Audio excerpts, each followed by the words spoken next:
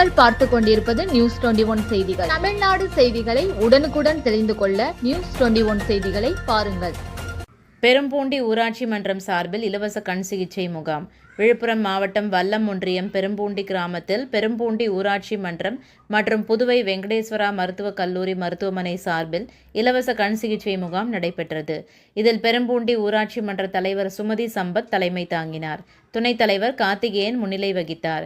வெங்கடேஸ்வரா மருத்துவக் கல்லூரி மருத்துவக் குழுவினர் பொதுமக்களுக்கு கண் பரிசோதனை செய்தனர். இதில் அறுவை சிகிச்சைக்கு தேர்வு செய்யப்பட்டவர்கள் பாண்டிச்சேரி மருத்துவமனைக்கு அழைத்துச் செல்லப்பட்டனர். இதில் ஏராளமான பொதுமக்கள் கலந்து கொண்டு கண் பரிசோதனை செய்து கொண்டனர். நிகழ்ச்சியில் கண் பரிசோதனை குழு மருத்துவர்கள், மேலாளர் பக்தவத்சலம் மற்றும் செவிலியர்கள், ஊராட்சி மன்ற உறுப்பினர்கள், தூய்மை பணியாளர்கள், பொதுமக்கள் கலந்து கொண்டனர். News21 செய்திகளுக்காக செய்தியாளர் அருண் பிரகாஷ். விழுப்புரம் மாவட்டம் வல்லம் ஒன்றியம் பெரும்பூண்டி ஊராட்சி சார்பாக இது 3வது ஆண்டு கண் சிகிச்சை முகாம் நடைபெறுகிறது. எமது கிராம மக்கள் தொலைதூரத்தில் உள்ள புதுச்சேரி, சென்னை போன்ற இடங்களில் சென்று கண் சிகிச்சை பெற கஷ்டப்படுவதால் ஊரிலேயே அனைவரையும் அழைத்து கிராம பொதுமக்கள் சார்பாக இங்கு கண் சிகிச்சை முகாம் 3வது முறையாக வெற்றிகரமாக நடைபெறுகிறது. நூற்றுக்கணக்கானவர்கள் பாண்டிச்சேரி வெங்கடேஸ்வரா மருத்துவமனை சார்பாக இணைந்து நாங்களும் இணைந்து செயல்பட்டு பொதுமக்களுக்கு. ராணிப்பேட்டை மாவட்டம் திமிரி ஒன்றியம் ஆனைமல்லூர் கிராமம் 5வது வார்டு பாஞ்சாலி அம்மன் கோவில் தெரு கடந்த 1 மாதத்திற்கு முன்னதாக புதிய சாலை போடும் பணி துவங்கியது. சாலை போடும் பணி ஆமை வேகத்தில் நடைபெறுவதாக பொதுமக்கள் குற்றம் சாட்டி வருகின்றனர். ராணிப்பேட்டை மாவட்டம் திமிரி ஊராட்சி ஒன்றியம் ஆனைமல்லூர் ஊராட்சியில் சரவணன் தலைவர் டைனேஜ் 5 அடி 2 அடி ஹைட் போட்டு டைனேஜ் கோசம் தெரு பள்ளமாக்கி 4 அடி பள்ளமாக்கி மண் வித்துங்கிறாரு. 2வது அதை கேட்க போனால் எல்லாரும் எனக்கு எல்லாருமே தெரியும், நீ ஒன்றும் பண்ண முடியாது, நான் செய்ய தான் செய்வேன். ஏழை போட்டவங்களாம் படி கட்ட முடியாமல் எதுவும் செய்ய முடியாது, ஏற முடியாமல் நிற்கிறாங்க. ஒவ்வொரு வீட்டாண்டியும் 5 அடி பள்ளம் இருக்குது. அது இதை எல்லாரும் ஒளிபரப்புமாறு கேட்டுக்கொள்கிறேன். வணக்கம் சார். எங்கள் தெரு மேடாக இருந்துச்சு, ட்ரைனேஜ் போட்டாங்க, பள்ளம் அதிகமாக எடுத்துட்டாங்க. 5 அடி பள்ளம். எங்கள் வீடாண்டெலாம் நாங்களாம் இறங்க முடியல, தண்ணி எடுத்துன்னு மேலே ஏற முடியல. 1 மாதமாக நாங்கள் இந்த மாதிரி ரொம்ப கஷ்டப்பட்டுக்கணும். அதுக்காக எதனாச்சும் செய்யணும். குடிநீருக்கும் அதுவும் இல்லை, படி ஏற முடியல, எனக்கு ட்ரைனேஜ் ஏற்றிட்டு வருங்க. என்னால் நடக்க முடியாது, அதுனா ரோடு போடுறேன்னு சொல்லிட்டு இப்படி நோண்டி வச்சுக்கிறாங்க. நான் எங்கேயும் போக முடியாது, வர முடியாது, ஒட்டியிருக்கிறேன். ரோடு போடுறேன்ட்டு 1 மாதம் நோண்டி ரோடே போடல. என்னால் நடக்க முடியாது, அதனால் இன்னும் ரோடே போடல, என்னால் போக முடியல, வர முடியல. விழுப்புரத்தில் சுற்றுச்சூழல் விழிப்புணர்வு பேரணி மற்றும் மஞ்சப்பை மரக்கன்று வழங்குதல். விழுப்புரம் மாவட்ட ஆட்சியர் அலுவலக வளாகத்தில் சுற்றுச்சூழல் விழிப்புணர்வு பேரணி மற்றும் மஞ்சப்பை மரக்கன்றுகள் வழங்கும் நிகழ்ச்சி நடைபெற்றது. இந்த பேரணிக்கு இடைநிலை மாவட்ட கல்வி அலுவலர் SV சேகர் தலைமை தாங்கினார். தனியார் பள்ளிகள் மாவட்ட கல்வி அலுவலர் சண்முகவேல், மாவட்ட தொடக்க கல்வி அலுவலர் ஆனந்த் சக்திவேல் முன்னிலை வகித்தனர். சிறப்பு அழைப்பாளராக உதவி காவல் கண்காணிப்பாளர் ரவீந்திரகுமார் குப்தா கலந்து கொண்டு பேரணியை கொடியசைத்து துவக்கி வைத்தார். பேரணியானது மாவட்ட ஆட்சியர் அலுவலகத்திலிருந்து விழுப்புரம் 4 முனை சந்திப்பு வரை நடைபெற்றது. பேரணியில் கலந்து கொண்ட மாணவர்களுக்கு மஞ்சப்பை மற்றும் மரக்கன்றுகள் வழங்கப்பட்டது.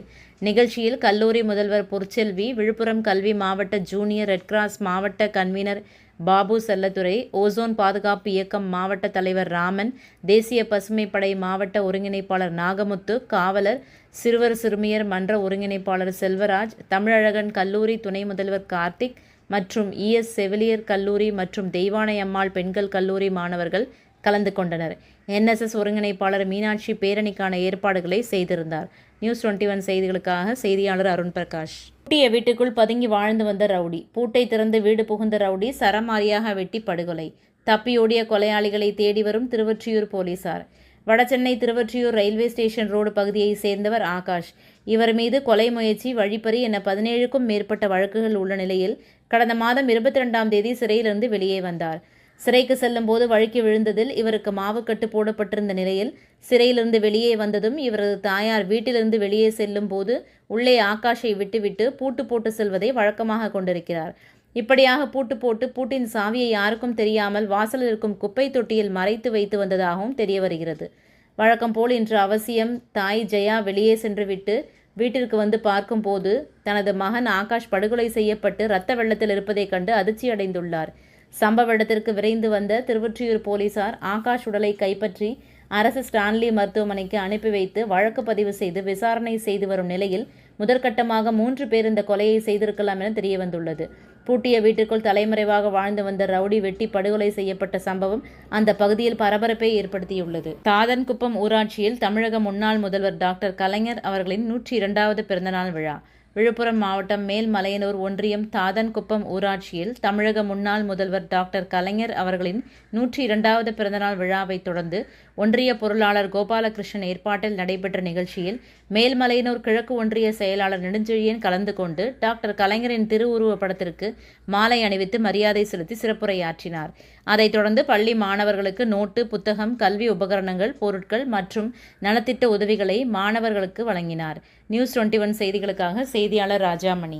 காந்திராஜன் எம்எல்ஏ தலைமையில் சாலை அமைக்கும் பணிக்கு பூமி பூஜை செய்யப்பட்டது.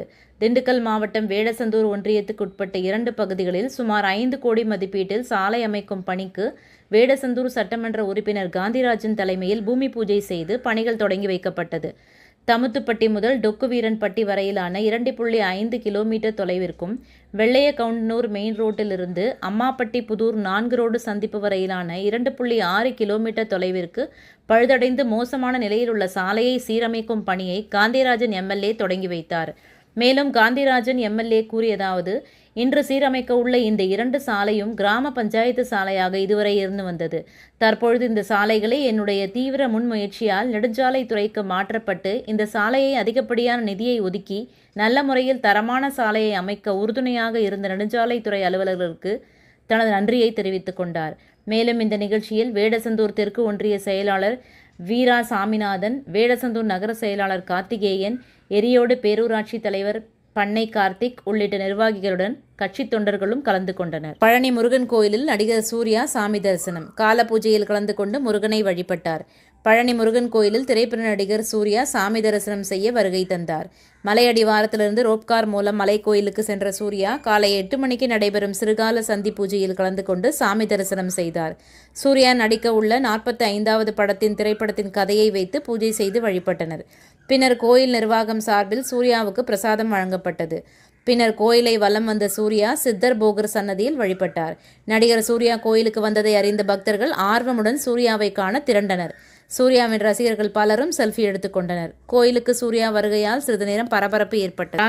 ராசிபுரம் அருகே சென்ட்ரிங் வேலைக்கு சென்ற 2 வாலிபர்களை மின்சாரம் தாக்கியதில் ஒருவர் பலி, மற்றொருவர் தீவிர சிகிச்சை பிரிவில் அனுமதி. நாமக்கல் மாவட்டம் ராசிபுரம் அருகே உள்ள அத்திப்பழகானூர் அருந்ததியர் பகுதியை சேர்ந்தவர் குமரேசன். இவர் கூலி தொழிலாளி. இவரது மனைவி ராணி, இவருடைய மகன் மணிகண்டனும் அதே பகுதியை சேர்ந்த சுரேஷ் என்பவரின் மகன் சுகனும் சென்ட்ரிங் வேலை செய்து வந்தனர். இந்நிலை அதே பகுதியை சேர்ந்த சுபாஷ் என்பவருடன் ராசிபுரம் பட்டணம் சாலையில் உள்ள ஈபி காலனியில் ராஜா என்கிற கதிரவனுக்கு சொந்தமான கட்டிடத்தில் சென்ட்ரிங் வேலை செய்து வந்துள்ளார்.